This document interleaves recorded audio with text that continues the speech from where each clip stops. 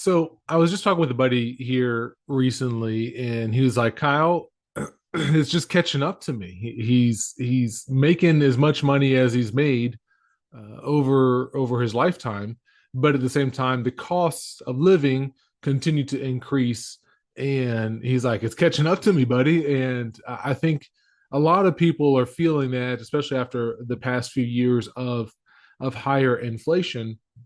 And so, uh, the question then becomes how can you protect against inflation in retirement? And there are several different ways to go about doing this. I think the first thing to do is to plan for it. Right, we want to understand that inflation is naturally going to happen, and sometimes there is higher inflation, sometimes there is lower inflation. The causes may be different, but we do know that inflation generally is a reality.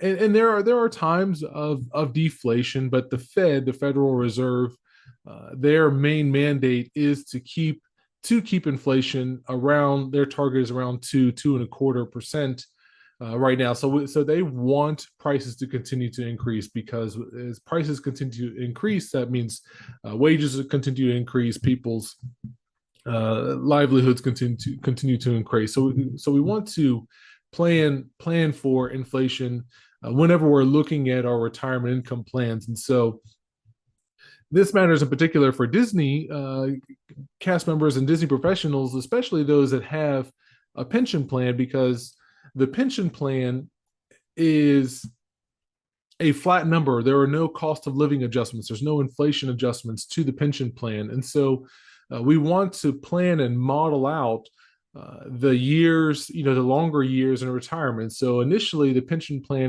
has a really strong payout rate.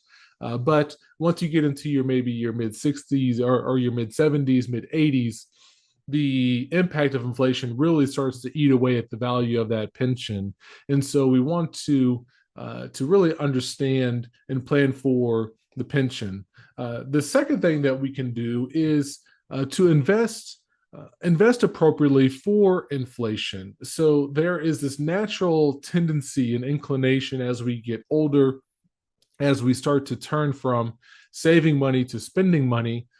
Uh, we want to bring down the risk in our portfolio, because seeing the values go up and down, especially as you're getting closer to retirement, this is the most money most likely you've ever had in your whole life, and it can be a lot.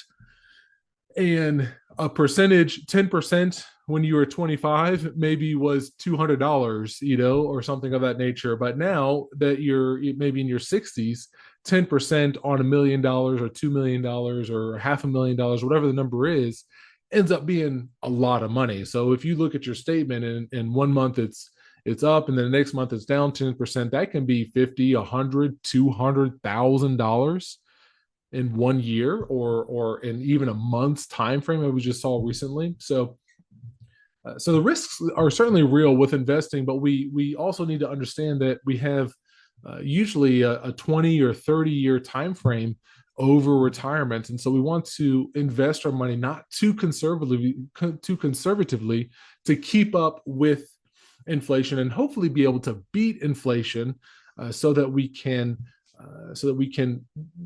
account for the impact of inflation over our lifetime, over the rest of our lifetime, once we retire. And so you want to look at assets that have some ability to grow further, or at least match inflation, not getting too conservative in your approach.